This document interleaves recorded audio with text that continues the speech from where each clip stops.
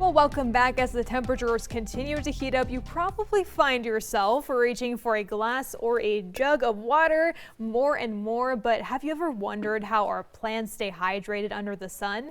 In this Science Sunday, 23 ABC's chief meteorologist Brendan Michaels gives us a peek at the capillary system of some of our oldest trees.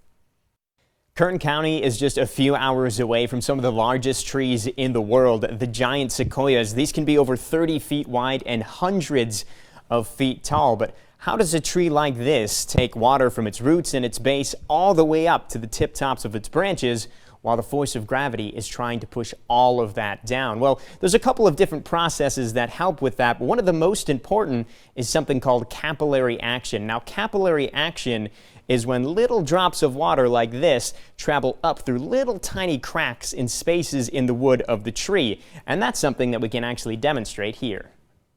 Now, we don't actually need much to do this demonstration. All we need is a paper towel, which I've taken and twisted up tightly, and two glasses. I've got one empty glass and I've got one glass that's filled about halfway with food coloring. Now, all we're going to do is take one side of this paper towel and put it in the empty glass, and take the other side and put it in the food coloring.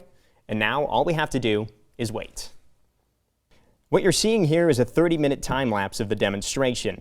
The paper towel is made up of fibers just like a tree is, and we're going to see that over time the water is going to go into the tiny spaces and cracks between those fibers to climb up the side of the glass against the force of gravity and over onto the other side.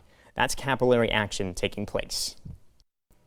So we've shown how capillary action works, but now let's talk a little bit about why it works. And to do that, we're going to have to go to a microscopic scale and look at an actual water molecule. Now, water is made up of two things: hydrogen, which has a positive charge, and oxygen, which has a negative charge. So we have one side of the molecule with a positive charge and one side with a negative charge. And that's just what we see in real life when we look at a magnet. One side is positive and one side is negative. And just like a magnet, water molecules like to stick to things. If you ever just dip your finger in some water, you'll see that drop sticking to your finger, and that's what happens with capillary action. Those drops of water stick to the sides of the wood in those little cracks and spaces and are pulled up towards the top of the tree. Now, if you missed any part of today's demonstration, you can find a full breakdown on turnto23.com.